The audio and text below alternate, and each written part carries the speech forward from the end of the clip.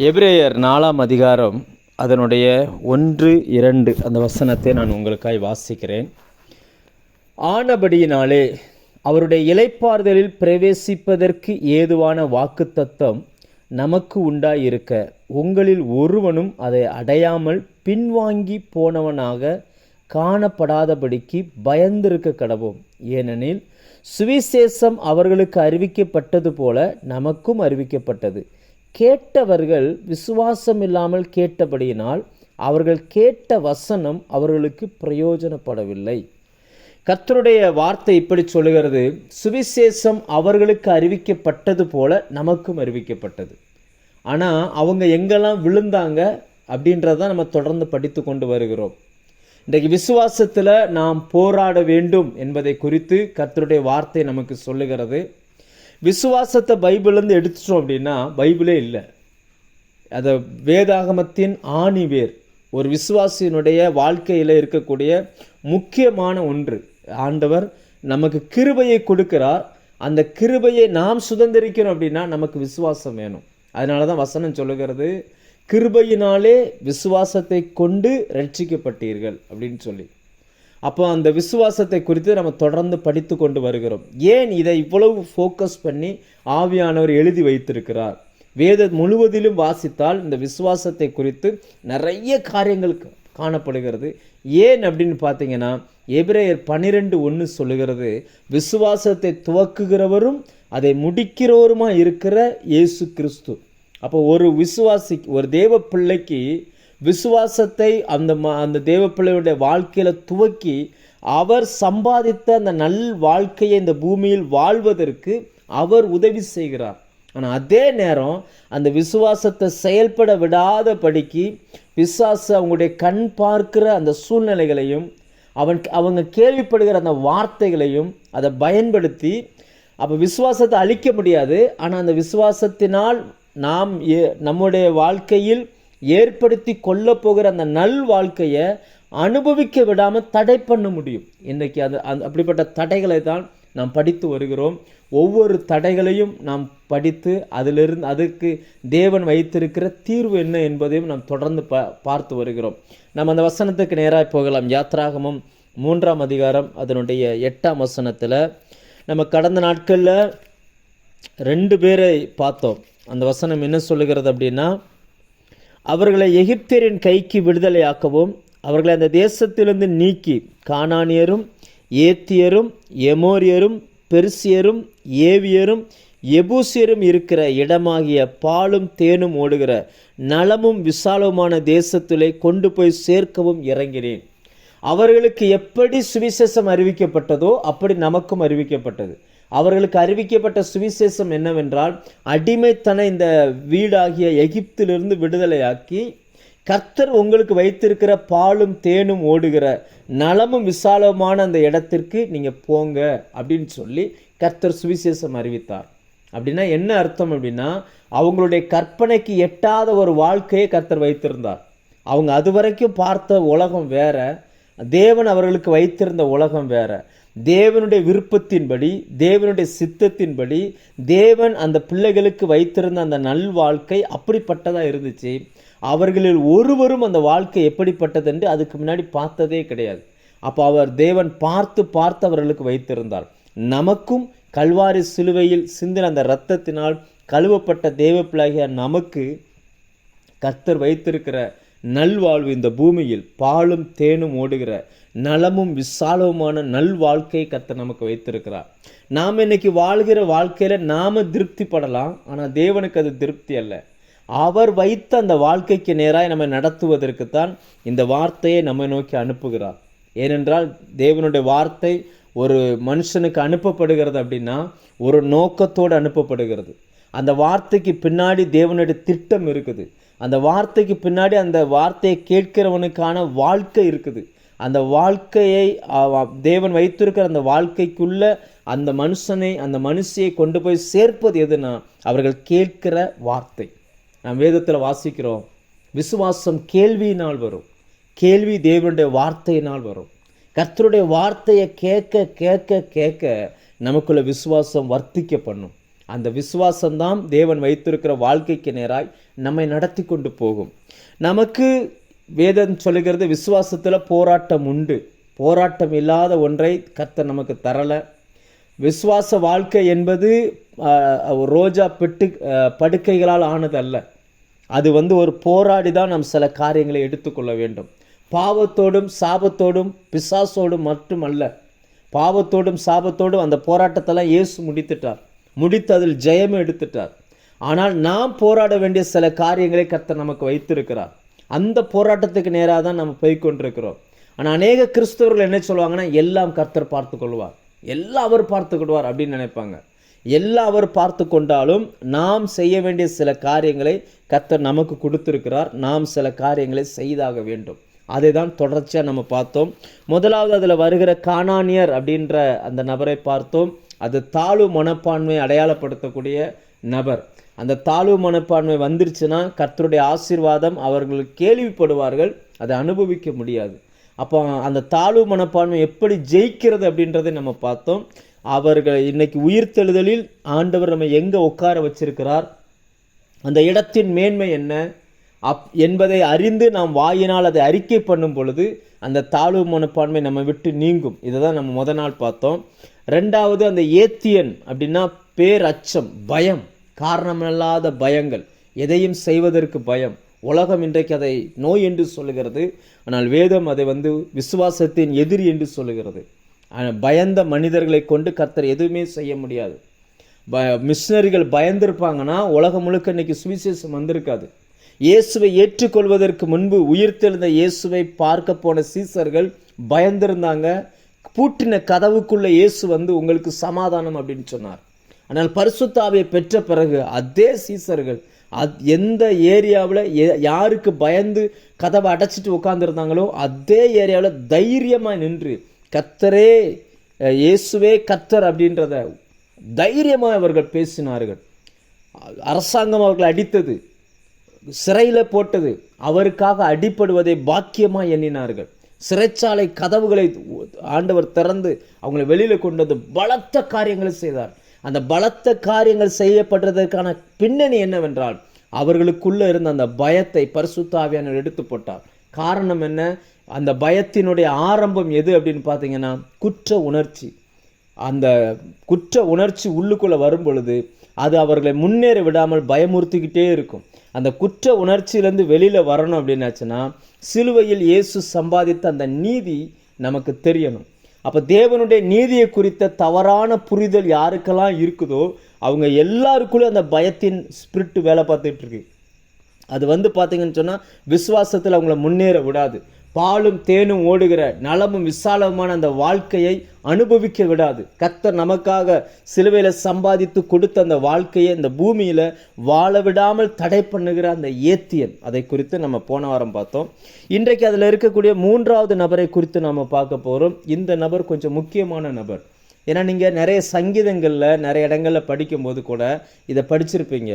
எமோரியர்களினுடைய 2 பெரிய ராஜாக்கள் சீகோன், ஓக், இதெல்லாம் இந்த எமோரிய ராஜாக்கள்.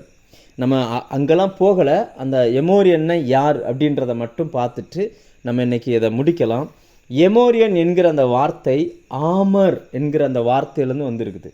ஆமர் அப்படின்னா என்ன அர்த்தம்னா, அந்த ஆமர் அப்படின்னாச்சுன்னா மலை மேல் நின்று பேசுகிறவன், அதாவது திரளான வார்த்தைகளை பேசுகிறவன் அப்படின்னு அர்த்தம். ஒரு மலை மேலே நின்று ஒருத்தர் பேசினார்னா எப்படி அந்த சத்தம் எல்லாருக்கும் கேட்டு ஒரு பயமுறுத்துதலை கொண்டு வருமோ அதே போல் பேசுகிறவன், இவன் பேசுகிறவன் அப்படின்னா என்ன அர்த்தம்? நாம் இன்றைக்கு வாழுகிற இந்த உலகத்தில் அநேக சத்தங்கள் இருக்கிறது. சத்தங்களால் நிறைந்தது தான் இந்த உலகம். இப்போ நீங்கள் இருக்கிற ரூம், இருக்கிற இடம், எல்லா இடங்களிலுமே சப்தங்கள் இருக்குது. ஆனால் நீங்கள் எந்த சத்தத்தை கேட்கணும்னு விரும்புகிறீங்களோ அதை தான் நீங்கள் கேட்குறீங்க. மற்ற சப்தங்கள் இருக்குது. இப்போ ஒரு டிவி ஆன் பண்ணிங்கன்னா டிவிலேருந்து சவுண்டு வருது. அப்போ அந்த சவுண்டு இதுக்கு முன்னாடி எங்கே இருந்துச்சு? நீங்கள் இருக்கிற இடத்துல தான் இருந்துச்சு. நீங்கள் எப்போ கேட்கணும்னு விரும்பினீங்களோ அது அப்போ வருது. நீங்கள் விரும்பலைன்னா அது ஆஃப் ஆகுது. இது ஒரு வகையான சப்தம். இன்னொரு வகையான சத்தம் எப்படி இருக்குன்னு பார்த்தீங்கன்னா நம்மோடு பேசுகிறது. சூழ்நிலையை நம்ம முன்னாடி காமிச்சு நம்மோடு பேசுகிறது. கடந்த காலம், உன் கடந்த காலம் இப்படி, உன்னுடைய நிகழ்காலம் இப்படி, உன்னுடைய எதிர்காலம் இப்படின்னு சொல்லி அந்த சப்தம் பூமியின் எல்லை எங்கிலுமே கேட்கப்படுகிறது. நான் இதை உங்களுக்கு சொல்லும்போது இன்னும் நல்லா புரிஞ்சிடும். இன்றைக்கி அந்த சப்தங்கள் நமக்குள்ள திரும்ப திரும்ப திரும்ப காதுகளில் தொனித்து கொண்டே இருக்கிறது. அந்த சப்தம் நம்ம நோக்கி பேசுகிறது. கடந்த காலத்தில் நடந்த சில சம்பவங்களை மனிதன் எப்போவுமே, ஒரு மனிதன் எப்படிப்பட்டவன், மனிதனுக்கும் தேவனுக்குமான அந்த தொடர்பை நீங்கள் எடுத்து பார்த்தீங்கன்னா, தேவன் எப்போவுமே ப்ரெசண்ட்டாக பேசுவார், நடைமுறையில் இருக்கிறத பேசுவார். மனிதன் எப்போ பார்த்தாலுமே கடந்த காலத்தையே பேசிக்கிட்டு இருப்பான், எப்போவுமே கடந்த காலத்தில் உள்ள தோல்விகளை பேசிக்கிட்டு இருப்பான்.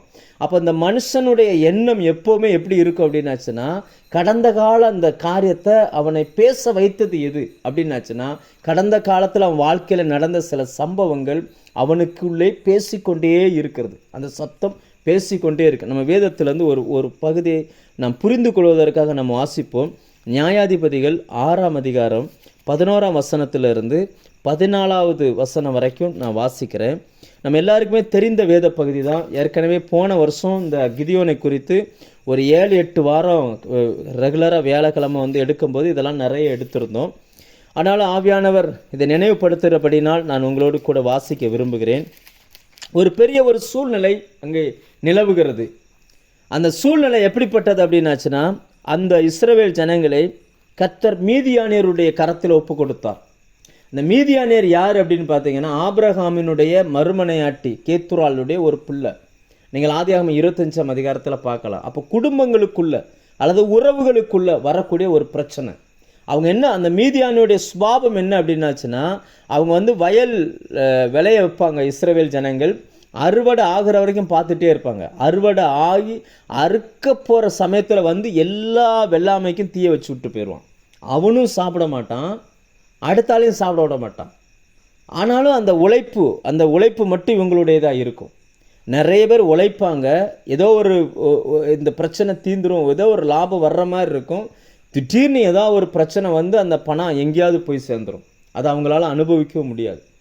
கடினமாய் உழைத்து அந்த பலனை அனுபவிக்க விடாமல் பண்ணுகிற எல்லாமே அந்த மீதியானுடைய ஸ்பிரிட்டினுடைய வேலையாக இருக்குது.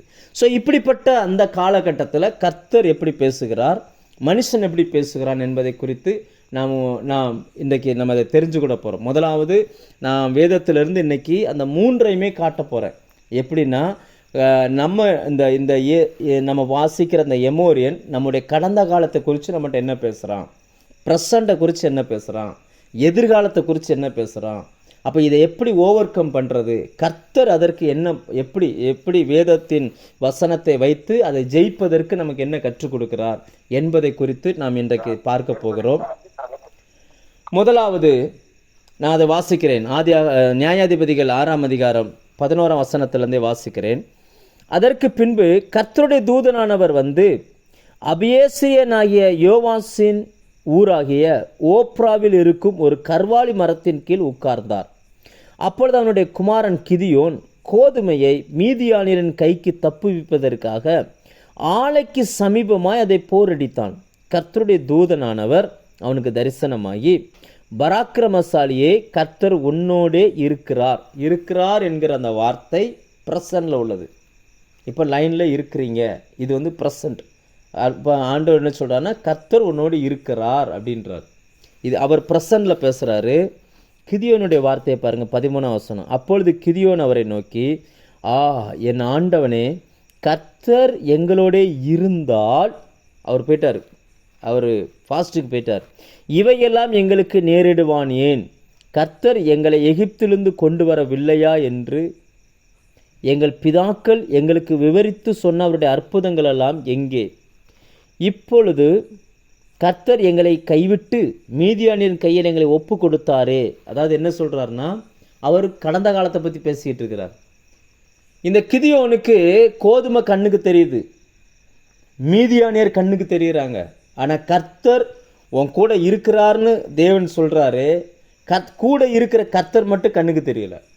எப்போவுமே அந்த தோல்வி மனநிலையிலேயே அந்த கடந்த கால தோல்வியை கண்ணுக்கு முன்னாடி காமிச்சு அதையே பேச வைக்கிறது. அதாவது என்னென்னா, அவன் அந்த தோல்வியை நம்ம எப்போ அறிக்கை பண்ணிகிட்டே இருந்தோம் அப்படின்னாச்சுன்னா, நம்முடைய நினைவுகள் அதுவாகவே மாறி போயிடும். அவர் சொல்கிறார் பாருங்க, எங்களுடைய முற்பிதாக்கள் சொன்னார்களே அப்படின்றார். இதுக்கு முன்னாடி நாங்கள் நிறைய கேள்விப்பட்டோம், ஆனால் இப்போ இல்லை, அவங்க சொன்னதெல்லாம் ஒன்றுமே நடக்கலை. இப்போ நிறைய காரியங்கள் கடந்த கால தோல்வியோடு அவர் பேசுகிறார். அதுக்கு திரும்ப ஆண்டவர் சொல்கிற பதிலை பாருங்கள். அப்பொழுது கர்த்தர் அவனை நோக்கி, உனக்கு இருக்கிற இந்த பலத்தோட போ, நீ இஸ்ரவேலை மீதியாரின் கைக்கு நீங்களாக்கி ரட்சிப்பாய், உன்னை அனுப்புகிறவர் நான் அல்லவா என்றார். அதற்கு அவன், என் ஆண்டவரே, நான் இஸ்ரவேலை எதனால் ரட்சிப்பேன்? இதோ மனாசேயில் என் குடும்பம் மிகவும் எளியது, என் தகப்பன் வீட்டில் நான் எல்லாரிலும் சிறியவன். இதெல்லாம் யார் சொல்லி கொடுத்தா? மனாசேயில் உங்கள் ஃபேமிலி ரொம்ப சின்ன ஃபேமிலி, உன்னால் எதுவுமே பண்ண முடியாது, நீ எதுக்குமே லாயக்கில்லை, உன்னை கொண்டு எதுவுமே பண்ண முடியாது. இந்த மாதிரியான அந்த தோல்விகள் என்னைக்கோ கேட்ட அந்த காரியம் இப்போ கிதியோனுடைய காதுக்குள்ளே ஒழிச்சுக்கிட்டே இருக்குது. கர்த்தர் ப்ரெசண்டில் பேசுகிறார். இப்போ நடைமுறைக்கு என்னவோ அதை பேசுகிறார். ஆனால் அவர் மனுஷன் என்ன பண்ணுறான்னு இப்போ அந்த கிதியோன் இடத்துல நம்மளை வச்சுக்கிடுவோம். இப்போ நம்ம என்ன சொல்கிறோம் அப்படின்னாச்சுன்னா, கடந்த காலத்தை பற்றி நிறைய பேசுகிறோம். நான் மட்டும் இந்த கோர்ஸ் படிச்சிருந்தேன்னு வச்சுக்கோங்களேன், எனக்கு இப்படி வேலை கிடச்சிருக்கும். நான் மட்டும் இந்த ஹாஸ்பிட்டலில் வேலைக்கு போயிருந்தோம்னா, அல்லது எனக்கு மட்டும் இப்படிப்பட்ட கணவனை வந்திருந்தார்னா, என் பிள்ளைகளை இங்கே படிக்க வச்சுருந்தோம்னா, இல்லை நான் இப்படி இருந்திருந்தோம்னா, நான் இன்னும் கொஞ்சம் உயரமாக இருந்திருந்தோம்னா, இன்னும் கொஞ்சம் ஃபேக்டாக இருந்திருந்தோம்னா, இந்த மாதிரி அதாவது கடந்த காலத்தில் உள்ள அந்த காரியத்தையே மனுஷன் பேசிக்கிட்டே இருக்கிறான். அது அவன் சூழ்நிலை அவன் கண்ணு முன்னாடி காமிச்சு அதையே பேச வைக்குது. அப்போ இதையே பேசிக்கிட்டு இருக்க நபர்கள் கர்த்தர் வைத்திருக்கிற அந்த இடத்துக்குள்ளே நம்மளால் போக முடியாது. ஆண்டவர் பாருங்கள், இதை எப்படி ஓவர் கம் பண்ணுறது? இன்றைக்கி நிறைய பேருக்குள்ள இந்த பிரச்சனை இருந்துக்கிட்டே இருக்குது. அந்த கிதியோனை போல கோதுமை தெரியுது, எதிரி யாருன்னு தெரியுது, கூட நிற்கிற கர்த்தர் மட்டும் தெரியல. நிறைய நேரங்களில் நம்முடைய குடும்பத்திலும் இதை நம்ம பார்க்குறோம். நம்ம கூட தான் கர்த்தர் நிற்கிறார் என்பது நம்ம கண்களுக்கு தெரியலை. அவர் நம்மளோடவே நடக்கிறார், நம்ம கூடவே இருக்கிறான்றது நிறைய நேரங்களில் நாம் மறந்து போகிறோம். அந்த சூழ்நிலை இதை எப்படி ஜெயிக்கிறது? கடந்த காலத்தில் இந்த சத்தம் எல்லாருக்குள்ளேயும் தொனிச்சுக்கிட்டே இருக்குது. எல்லாருக்குள்ளேயும் நீ இன்னும் நல்ல ஃபேமிலியில் பிறந்திருக்கணும், உங்கள் அப்பா அம்மா உன்னை இப்படி வளர்த்துட்டாங்க, சரி நீ கட்டின புருஷன் இப்படிப்பட்டவர், அதனால தான் நீ இப்படி இருக்கிற, உன் பிள்ளை இப்படிப்பட்டது, இப்படி அந்த மாதிரி முடிந்து போன ஒன்றையே பேசிக்கிட்டு இருக்கான். அந்த சத்தம் உங்களுக்குள்ளே கேட்குமே, ஆனால் அவைகள் எல்லாமே எமோரியன். அந்த சத்தம் உங்களுக்குள்ளே திரும்ப திரும்ப திரும்ப திரும்ப கடந்த காலத்தை பற்றியே பேசுகிறான். ஆனால் தேவனோ, நீங்கள் பைபிள் முழுக்க படித்து பாருங்கள், தேவன் மேக்சிமம் பேசுகிறது எல்லாமே ப்ரெசண்டில் தான் பேசுவார். ஆனால் நிறைய மனிதர்கள் தேவனிடத்தில் பேசுகிறது எல்லாமே பாஸ்ட்டில் பேசிக்கிட்டு இருப்பாங்க. நமக்கு இன்றைக்கி அந்த பாஸ்ட்டை சரி பண்ண முடியாது. அது முடிஞ்சது தானே. நம்ம வாழ்க்கையில் சில காரியங்களை சரி பண்ண முடியாது அப்படின்னு நம்ம நினச்சிக்கிட்டு இருக்கிறோம். ஆனால் ஒன்றை செய்ய முடியும். நாம் சரியாய் தேவனிடத்தில் மனம் திரும்பும் பொழுது, சரியாய் கர்த்தருடைய வார்த்தைக்கு நேராய் திரும்பும் பொழுது, சரியாய் உங்களுடைய மனதை சரிப்படுத்தும் பொழுது, என்னெல்லாம் சரி பண்ண வேண்டும் நீங்கள் விரும்புகிறீங்களோ அவைகளில் அநேகற்றை சரி பண்ண முடியும். ஒரு உதாரணத்துக்கு நான் சொல்கிறேன், ஒரு எக்ஸாம்பிளுக்கு நான் சொல்கிறேன். நான் இன்றைக்கி படிப்பு இல்லை, என்கிட்ட சரியான படிப்பு இல்லை, இந்த கோர்ஸ் நான் படிச்சிருக்கணும் ஆனால் நான் படிக்கலை அப்படின்னு நினச்சிக்கிட்டு இருக்கிற பட்சத்தில் இனி நான் போய் அதை படிக்க முடியாது. ஏன்னா அந்த நாட்கள் கடந்து போயிடுச்சு. ஆனால் அதே நேரம் தேவனுடைய வார்த்தையின்படி அவர் என்னை குறித்து என்ன பேசுகிறார், அவர் என்னுடைய கடந்த காலத்தை பற்றி என்ன பேசுகிறார். ஏன் கடந்த காலத்தில் நான் படிக்காமல் விட்டுட்டேன், நான் ஒரு தோல்வி மனுஷன். ஆனால் என்னுடைய கடந்த காலத்தை குறித்து வேதம் என்ன சொல்லுது என்பதை நான் புரிந்து கொண்டால், எவ்வளவு தோல்வியை நான் வாழ்க்கையில் அனுபவித்தனோ இதை பார்க்கிலும் பல மடங்கு வெற்றியை என் வாழ்க்கையில் நான் சுதந்திரிக்க முடியும். கர்த்தருடைய ஆவியானவர் இந்த சத்தியத்தை நீங்கள் சரியாய் புரிந்து கொள்ளும்படி உங்களுக்கு புரிய வைப்பாராக. நான் சொல்கிறத கொஞ்சம் நல்லா புரிஞ்சுக்கோங்க.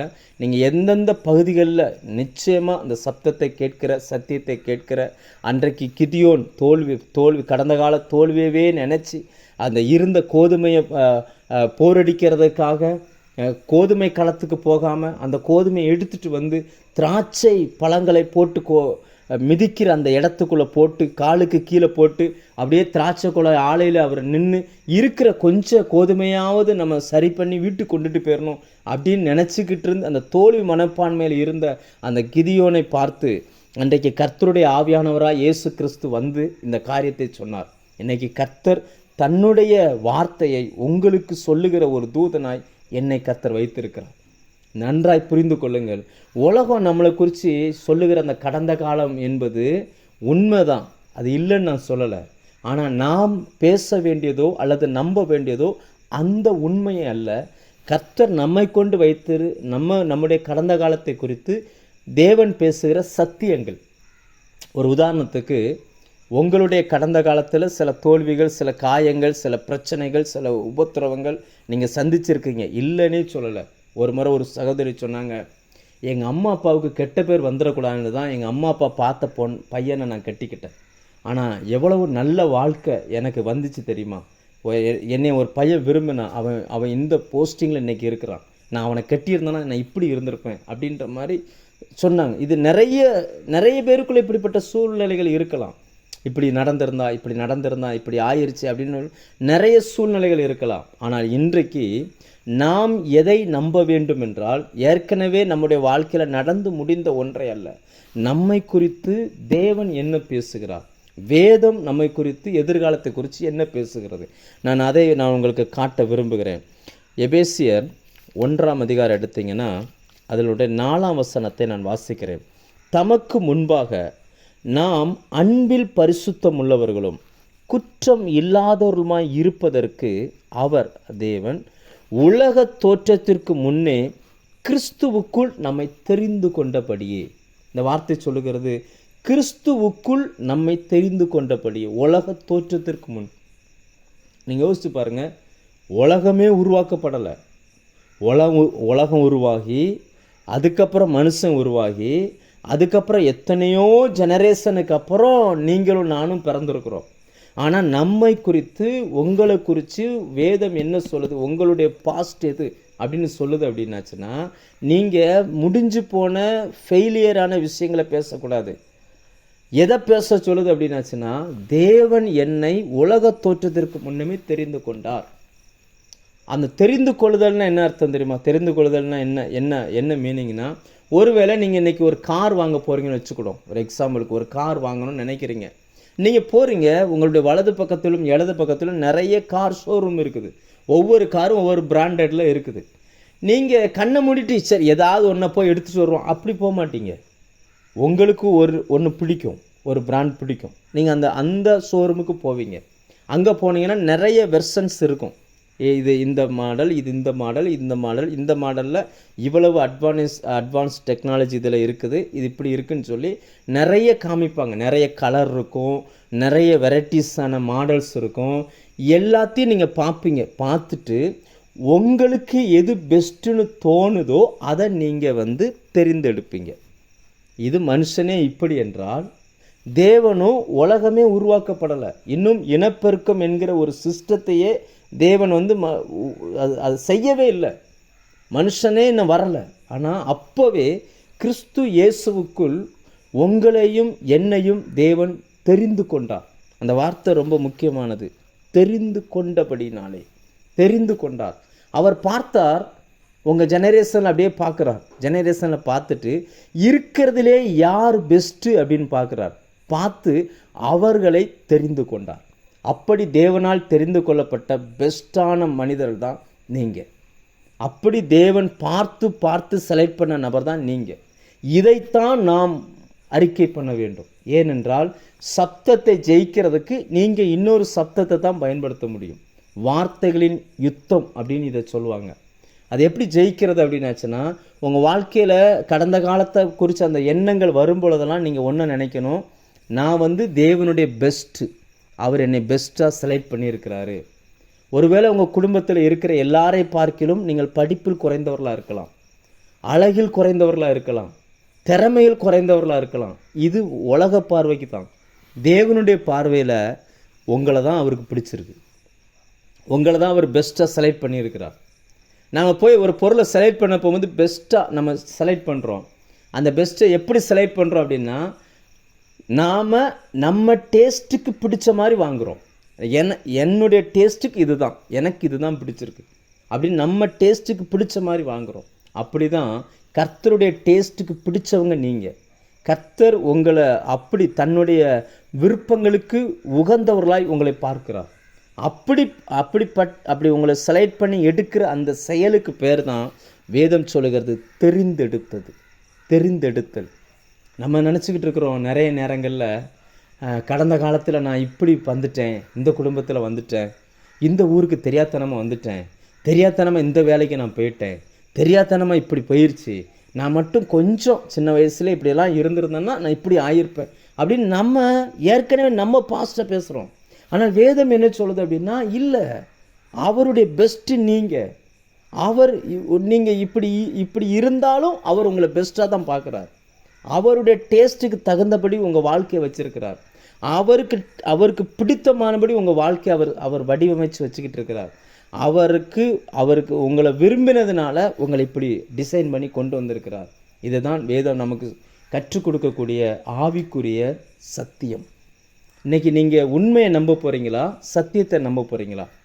நீங்கள் உண்மையை நம்பினீங்கன்னா உங்களை இந்த எமோரியன் தேவன் வைத்திருக்கிற நல்ல வாழ்க்கைக்குள்ளே போக விட மாட்டான்.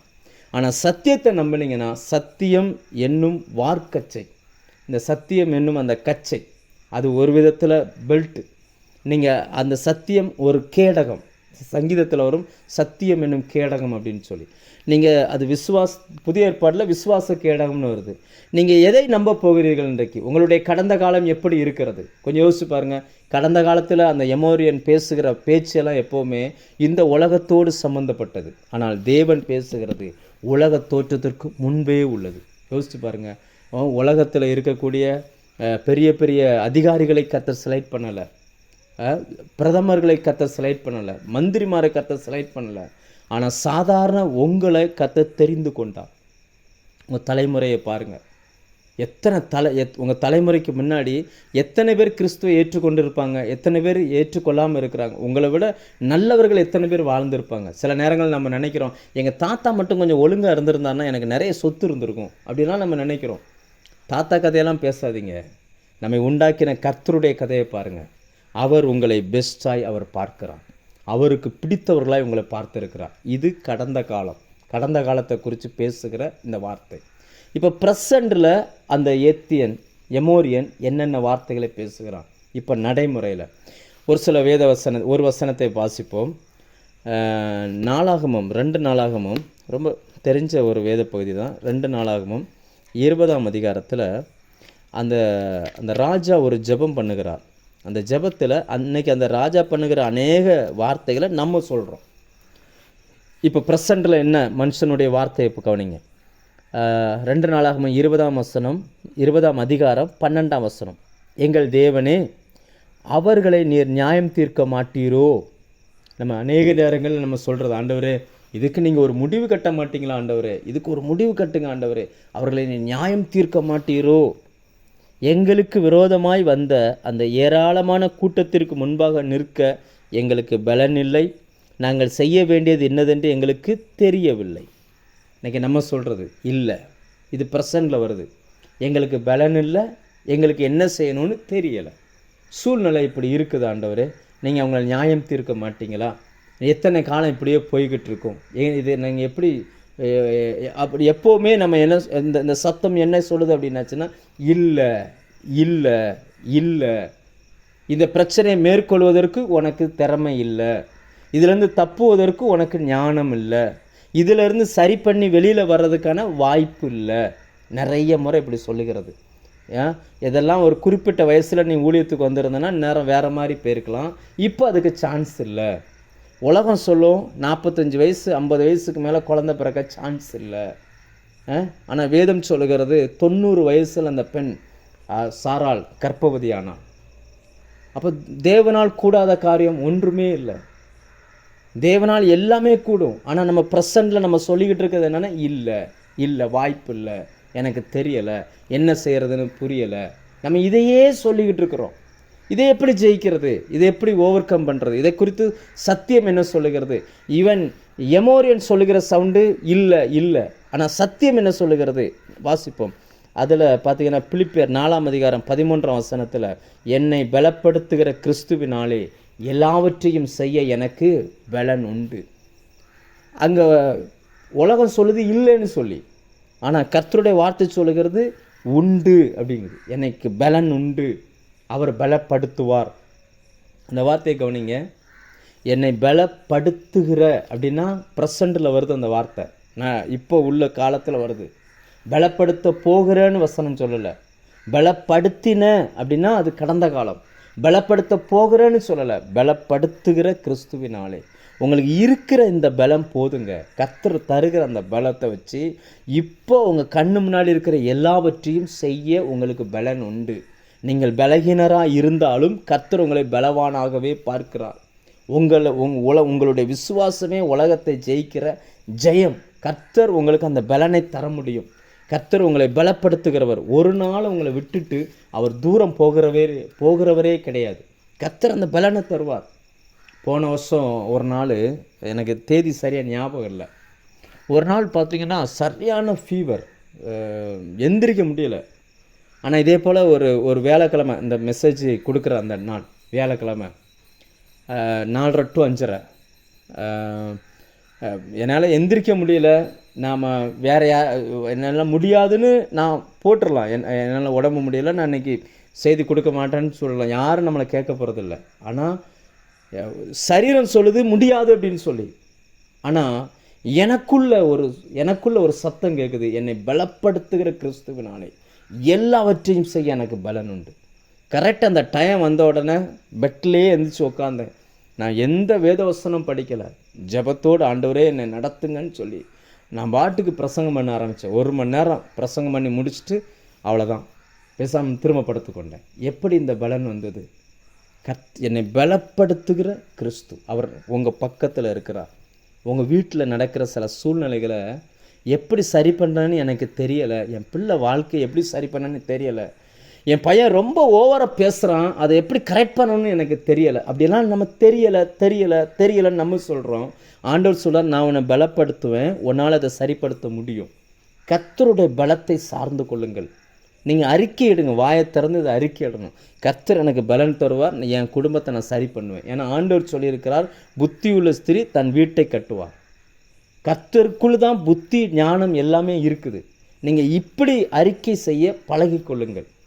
இன்னொரு வசனத்தை கூட வாசிப்போம். 1 யோவான் 4:4. பிள்ளைகளே, நீங்கள் தேவனால் உண்டாயிருந்து அவர்களை ஜெயித்தீர்கள், ஏனெனில் உலகத்தில் இருக்கிறவனிலும் உங்களில் இருக்கிறவர் பெரியவர். அப்போ உலகத்தில் இருக்கிற எல்லாவற்றை பார்க்கிலும் உங்களுக்கு பலப்படுத்துகிறவர், உங்களை பலப்படுத்துகிறவர் அல்லது உங்களுக்குள் இருக்கிறவர் பெரியவர். உலகத்தில் இருக்கிற வியாதியை விட கர்த்தர் பெரியவர். உலகத்தில் இருக்கிற பிரச்சனையை விட கர்த்தர் பெரியவர். உலகத்தில் இருக்கிற கீழ்ப்படியாமையை விட கர்த்தர் பெரியவர். உலகத்திலிருந்து வருகிற எந்த சமாதான குறைவுகளை விடவும் கர்த்தர் பெரியவர். இவைகளை நீங்கள் சொல்லி பழகுங்க, உங்களுக்குள்ள ஆட்டோமேட்டிக்காக அந்த பலன் வர ஆரம்பிச்சிடும். இன்றைக்கி நிறைய குடும்பங்கள் செதஞ்சு போய் இருக்க காரணம் என்ன? அவங்ககிட்ட கேட்டு பாருங்கள். அவங்க சொல்லுவாங்க, என்ன நடக்குன்னே தெரியலை, என் வீட்டுக்கார் ஏன் இப்படி மாறினார்னே எனக்கு தெரியலை. இந்த தெரியலை இல்லை, இந்த வார்த்தைகள் எல்லாமே எமோரியன் நம்மோடு பேசுகிற வார்த்தைகள். ஆனால் கர்த்தர் உங்களை ஒரு குடும்பத்துக்குள்ளே அனுப்புகிறாருன்னா அந்த குடும்பத்தை குறித்த எல்லா நாலேஜும் சரிப்படுத்த முடியுன்றதுனால தான் உங்களுக்கு ஒரு குடும்பத்தை கர்த்தர் கொடுக்குறார். உங்களுக்கு ஒரு குழந்தையை கொடுக்குறாருன்னா அந்த குழந்தைய வளர்க்க உங்களால் முடியும். அந்த குழந்தைய கிறிஸ்துவுக்குள்ளே சரியானவனாய் நிறுத்த உங்களால் முடியும். அதற்கான பலன், அந்த பொட்டென்ஷியல் எல்லாமே கொடுத்து தான் கர்த்தர் உங்களை அந்த இடத்துல அனுப்புகிறார். உங்களை ஒரு வேலைக்கு, நான் முன்னாடியே சொன்னேன், அவருடைய பெஸ்ட்டாக அவர் உங்களை பார்க்குறார். அந்த தலைமுறையில் நீங்கள் ஒரு ஆஃபீஸில் வேலை பார்க்குறீங்க, நீங்கள் ரட்சிக்கப்பட்டவங்கன்னா கர்த்தர் உங்களை பெஸ்ட்டாக பார்க்குறார். அதனால் அவர் அந்த பலனை உங்களுக்கு தருகிறார். ப்ரெசண்டில் இப்போ எல்லாவற்றையும் ஜெயிக்க வைக்கிறார். உங்களை விழ தள்ளணும்னு நினச்சி உலகம் 1000 பேரை கொண்டு வரட்டும், கர்த்தர் 1000 பேரையும் ஜெயிக்க வைக்கான பலனை கர்த்தர் உங்களுக்கு தருவார். தேவன் உங்களை பலப்படுத்துவார். ஒரு முறை ஒரு ஊழியக்காரர் இப்படி சொன்னார். ஒரு புத்தகத்தில் படித்த ஞாபகம் என்ன அப்படின்னாச்சுன்னா, அவர் போகும்பொழுது ஒரு சினிமா ஷூட்டிங் நடந்துக்கிட்டு இருந்திருக்கு. அப்போ திடீர்னு ஆவியானவர் சொன்னாராம், அந்த ஷூட்டிங்கில் போய் பாரு அப்படின்னாராம். அங்கே என்ன நடக்குன்னு போய் பாரு அப்படின்னு சொல்லி போனால் 100கணக்கான நபர்கள் வேலை பார்த்துட்ருக்குறாங்க. அப்போ ஆவியானவர் கேட்டார், இவங்கெல்லாம் என்ன பண்ணிகிட்ருக்குறாங்க அப்படின்னு சொல்லி. படம் எடுக்கிறதுக்காக 100கணக்கான பேர் வேலை செய்கிறாங்க. கரெக்டாக சொல்லு அப்படின்ட்டுருக்காரு. கரெக்டாக தான் சொல்கிறான் ஆண்டவரே, படம் எடுக்கிறதுக்காக 100கணக்கான பேர் வேலை செய்கிறாங்க. அப்போ நான் இதில் ஹீரோ யார்? ஹீரோ ஒரு ஆளை ஹீரோவை காட்ட 100கணக்கான பேர் வேலை செய்கிறாங்கல்ல. உன்னைய ஹீரோவாக காட்டுறதுக்கு லட்சக்கணக்கான தூதர்கள் நான் வச்சுருக்கிறேன் அப்படின்னார். அதே தான் இன்றைக்கி நமக்கு சொல்கிறார். உங்களை சுற்றி உலகத்திலிருந்து வரக்கூடிய எவ்வளோ பெரிய பிரச்சனை வந்தாலும் சரி, அதை ஜெயிப்பதற்கான பலனை தருவதற்கு கர்த்தர் உங்கள் கூடவே இருக்கிறார். நீங்கள் ப்ரெசண்டில் இருக்கக்கூடிய அந்த இல்லை தெரியாது இந்த வார்த்தைகள் எமோரியனுடைய வார்த்தைகள். இவைகளை பேசாதிருங்கள். என்னை பலப்படுத்துகிற கிறிஸ்துவினாலே எல்லாம் செய்ய எனக்கு பலன் உண்டுன்னு சொல்லுங்கள். உலகத்தில் இருக்கிறவனும் எனக்குள் இருக்கிறவர் பெரியவர்னு சொல்லி பழகுங்க. பெரிய காரியங்களை செய்வதற்கு கர்த்தர் உங்களை பலப்படுத்துவார். இன்னும் மனுஷனுக்குள்ளே கேட்கிறதான எதிர்காலத்தை குறித்த சத்தம். இந்த எமோரியன் எதிர்காலத்தை குறித்து என்ன பேசுகிறான்? ஒரு 2 வசனத்தை எதிர்காலத்தை குறித்து மனுஷன் பேசுகிற வசனமும் தேவன் பேசுகிற வார்த்தையும்.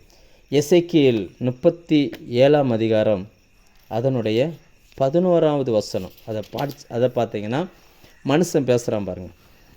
அப்பொழுது அவர் என்னை நோக்கி, மனுபுத்திரனே, இந்த எலும்புகள் இஸ்ரவேல் வம்சத்தார் அனைவருமே, இதோ அவர்கள் எங்கள் எலும்புகள் உலர்ந்து போகிறது, எங்கள் நம்பிக்கை அற்று போயிட்டு நாங்கள் அறுப்புண்டு போகிறோம் என்கிறார்கள். நம்பிக்கைன்னு வந்தாலே அது எதிர்காலம்.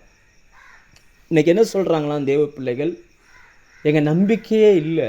சிலர் சொல்கிறாங்க எதிர்காலத்தில் என்ன நடக்கும்னே தெரியலை, என் பொருளாதாரம் எப்படி மாறும்னே தெரியலை. எதிர்காலத்தை பற்றி சொல்கிறாங்க. நம்பிக்கையே இல்லை, உலர்ந்து போயிடும், ஒன்றுமே இல்லாமல் போயிடும், காலப்போக்கில் எல்லாமே மாறி போயிடும் போல இருக்குது, முந்தி மாதிரி இப்போ இல்லை. அந்த எதிர்காலத்தை குறித்த நம்பிக்கையற்ற வார்த்தைகளை அந்த எமோரியன் விதைத்து கொண்டே இருக்கிறான். சூழ்நிலையை காமிக்கிறான். சூழ்நிலை அதுக்கு தகுந்த மாதிரி இருக்குது. உலகத்தினுடைய பொருளாதாரமும் அதுக்கு தகுந்த மாதிரி இருக்குது. அந்த உலகத்தை அப்படியே கண்ணு முன்னாடி காமிச்சு அந்த சூழ்நிலையை வச்சு அவன் பேச ஆரம்பிக்கிறான். இது உலகம் பேசுகிற வார்த்தை அல்லது மனிதன் பேசுகிற வார்த்தை. இதுக்கு தேவன் கொடுக்குற வார்த்தை என்ன? எசேக்கியேல் 36ஆம் அதிகாரம் 34ஆம் வசனத்திலிருந்து வாசிக்கிறேன். பாழாக்கப்பட்ட தேசம் கடந்து போகிற யாவருடைய பார்வைக்கும் பாழாய் கடந்ததற்கு பதிலாக பயிரிடப்படும். ஆண்டவர் சொல்கிறது என்னென்னா, இப்போ ப்ரெசண்டில் பாழாக்கப்பட்டு தான் இருக்குது. ஆனால் இது இப்போவே பாழாக்கப்பட்டு கிடக்குதே, எதிர்காலத்தில் இதில் ஒன்றுமே இருக்காதுன்னு சொல்லி மனுஷங்க நினைக்கிறாங்க. ஆனால் தேவன் என்ன சொல்கிறாருன்னா, யார் யார் இதை இப்படி பார்த்தாங்களோ அவங்க கண்ணு முன்னாடி இது பயிர் நிலமாய் மாற்றுவேன். அடுத்த வசனத்தை பாருங்கள். பாழாய் கிடந்த இத்தேசம் ஏதேன் தோட்டத்தை போலாயிற்று என்றும் அவாந்தரமும் பாலும் நிர்மூலமுமாய் இருந்த பட்டணங்கள் அரணிப்பானவைகளும் குடியேற்றப்பட்டவர்களுமாய் இருக்கிறது என்றும் சொல்லுவார்கள். அதாவது எதிர்காலத்தை குறித்த நம்பிக்கை இல்லாத வார்த்தைகளை பேசுவது எமோரியனுடைய வேலை என்றால், எதிர்காலத்தை குறித்த நம்பிக்கை உள்ள வார்த்தைகளை கர்த்தர் பேசுகிறார். அவர் என்ன சொல்கிறார்னா, பாழாய் கிடந்தது நான் தோட்டத்தை போல, அது எப்படிப்பட்ட தோட்டம்னு ஆண்டவர் சொல்கிறாரு, ஏதேன் தோட்டத்தை போல மாற்றுவேன் அப்படின்றார். ஏதேன்னா மகிழ்ச்சின்னு அர்த்தம், சந்தோஷம். ஒரு தோட்டத்துக்கு ஒரு பெரிய நதி 4 நதியாக பிரியுது. அங்கே இல்லாததே இல்லை. நீங்கள் உங்களுடைய எதிர்காலத்தை குறித்து எப்படி பார்க்குறீங்க? உங்கள் சரீரம் இன்றைக்கி பலகீனப்பட்டுருச்சு, கடைசி வரைக்கும் இந்த பலகீனத்தோடு தான் இருக்கணும்னு நினைக்கிறீங்களா? இல்லை உங்கள் பிள்ளைகளுடைய எதிர்காலத்தை எப்படி பார்க்குறீங்க? இல்லை உங்களுடைய ஆவிக்குரிய எதிர்காலத்தை நீங்கள் எப்படி பார்க்குறீங்க? முந்தி மாதிரி ஜெபம் பண்ண முடியலை, அப்படியே நாளுக்கு நாள் அந்த உலர்ந்த எலும்பு போல் என் வாழ்க்கை உலர்ந்து போய்கிட்டே இருக்கிற மாதிரி தெரியுது, நம்பிக்கை இல்லாத மாதிரி தெரியுது, இப்படிலாம் நீங்கள் நினைக்கிறீங்களா? கர்த்தருடைய வார்த்தை சொல்கிறது, பாழாக்கப்பட்ட தேசம் அது பயிர் நிலமாய் மாறும், தேவன் அதை முளைக்க பண்ணுவார். அடுத்த வசனம் பாருங்கள். கர்த்தராகிய நான் நிர்மூலமானவைகளை கட்டுகிறேன் என்றும் பாழானதை பயிர் நிலமாக்குகிறேன் என்றும், அப்பொழுது உங்களை சுற்றிலும் உள்ள மீதியான ஜாதிகள் அறிந்து கொள்வார்கள். கர்த்தராகிய நான் இதை சொன்னேன், இதை செய்வேன். தேவன் எப்போவுமே பார்த்தீங்கன்னா மனுஷன் நினைக்கிற போல வேலை செய்ய மாட்டார். தேவன் செய்கிறதே வித்தியாசமாக இருக்கும். இன்றைக்கி விசுவாசத்தில் நீங்கள் வல்லவனாய் மாறணும்னா கர்த்தர் உங்களுக்கு என்ன சொல்கிறாரோ அதை தான் நீங்கள் நம்பணும். இந்த சத்தியம் என்ன சொல்கிறதோ அதுதான் உண்மை. இந்த எமோரியன் சொல்கிறது உண்மை கிடையாது. அவன் சூழ்நிலைக்கு தகுந்த மாதிரி அவன் காரியங்களை பேசுகிறான். அதாவது சூழ்நிலைக்கு தகுந்த மாதிரி காரியங்களை அது நமக்குள்ளே தொணிச்சுக்கிட்டே இருக்குது. உனக்கு எதிர்காலம் இருக்காது, உன் எதிர்காலம் இப்படி ஆயிரும், பிள்ளை இப்படி ஆயிரும், இப்படி செஞ்சுருக்கக்கூடாது, இப்படி செஞ்சுட்டாங்க, அதனால தான் நீ இப்படி இருக்கிற, இந்த மாதிரியான சத்தங்கள் நமக்குள்ளே தொணிச்சுக்கிட்டே இருக்குது. இந்த சத்தங்களை நீங்கள் ஜெயிக்கணும் அப்படின்னா அவர் என்ன பேசியிருக்கிறார், கர்த்தர் என்ன நம்மகிட்ட பேசியிருக்கிறார் என்பதை குறித்த அந்த அறிவு, அந்த வசனத்தை கேட்க கேட்க கேட்க தான் நமக்குள்ளே பார்த்திங்கன்னா விசுவாசம் அதிகமாகும். அந்த விசுவாசம் அதிகமானால் மட்டும்தான் இவைகளை ஜெயிக்க முடியும். நம்ம ஏற்கனவே வாசித்தோம், அவர்களை நமக்கு அறிவிக்கப்பட்டது போல் அவர்களுக்கும் சுவிசேஷம் அறிவிக்கப்பட்டது. அவர்கள் விசுவாசம் இல்லாமல் கேட்டார்கள்.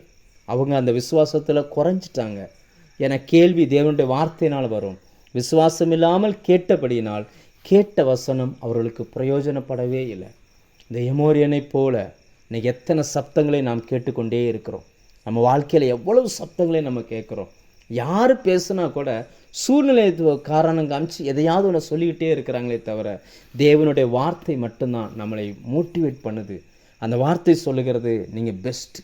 இந்த பூமியில் கர்த்தரால் படைக்கப்பட்டதில் உங்கள் தலைமுறையில் உங்களை பெஸ்ட்டாக பார்த்துருக்கிறார். அவருக்கு விருப்பமான டேஸ்ட்டில் உங்களை உருவாக்கி இருக்கிறார். நம்ம நிறைய நேரங்களில் இணைப்பில் இருக்கிறதுல சில நபர்கள்லாம் பார்த்திங்கன்னா தங்களையே தாங்கள் நான் ஒரு வேஸ்ட்டுன்ற மாதிரி தான் நினச்சிக்கிட்டு இருக்கிறாங்க. நான் என் லைஃப் இப்படி ஆயிடுச்சு. அந்த சப்தம் உங்களுக்குள்ளே வந்து ஒரு தோல்வி மனப்பான்மை உருவாக்கிருச்சு. ஆனால் உங்கள் கண்களை கர்த்தருக்கு நேராக நீங்கள் ஏறடுங்க, வார்த்தைக்கு நேராக திருப்புங்க. அவருடைய விருப்பம் இல்லாமல் ஒன்றும் உங்களுக்கு சம்பவிப்பதில்லை. அநேக ஊழியங்களுக்காய் ஜெபிக்க கர்த்தர் உங்களை வச்சிருக்கிறார். அநேக ஊழியங்களை தாங்குவதற்கு கர்த்தர் உங்களை வச்சிருக்கிறார். உங்கள்கிட்ட இருக்கிற நல்ல சுபாவங்களை நீங்கள் மறந்துட்டு வாழ்க்கையில் வந்த சில கசப்பான அனுபவங்களை மட்டுமே இன்னும் கடந்த காலத்தில் நினைவில் வச்சுக்கிட்டு இருக்கிறீங்க. ஆனால் தேவன் உங்களை சிறந்தவர்களாய், அவருக்கு விருப்பமானவர்களாய் அவர் உங்களை பார்க்கிறார். அது மட்டும் இல்லை, அவர் உங்களுக்கு பலன் தருகிறார். எந்த சூழ்நிலையாக இருந்தாலும் அந்த சூழ்நிலையில் உங்களுக்கு பலன் தந்து உங்களுக்குள்ளே இருந்து ஒரு வல்லமை எழும்பி உங்களுக்கு எதிராக நிற்கிற எல்லாவற்றையும் ஜெயிக்கக்கூடிய அளவுக்கு உங்களை பலப்படுத்துவார். எதிர்காலம் உங்களுக்கு இல்லாதது போல தோன்றலாம், ஆனால் கர்த்தருடைய வார்த்தை சொல்லுகிறது, ஏதேனை போல நான் அதை மாற்றுவேன். அது வனாந்தரமாக இருந்தாலும் அதை பயிர் நிலமாக நான் மாற்றுவேன்னு கர்த்தர் சொல்லுகிறார். எதிர்காலம் கர்த்தருடைய கருத்தில் இருக்குது. தேவனை நம்புங்க, கர்த்தர் உங்களுக்கு உதவி செய்வார். இந்த எமோரியன் என்பவன் எப்பொழுதுமே தோல்விகளையே கடந்த காலத்திலும் பேசுகிறான், நிகழ்காலத்திலும் பேசுகிறான், எதிர்காலத்திலும் பேசுகிறான். அந்த தோல்வியின் சத்தத்திற்கு இடம் கொடாது இருப்போம். கர்த்தருடைய வார்த்தையை பேசுவோம். கர்த்தர் நமக்கு உதவி செய்வார். கண்களை மூடி நம்ம ஜெபிக்கலாம்.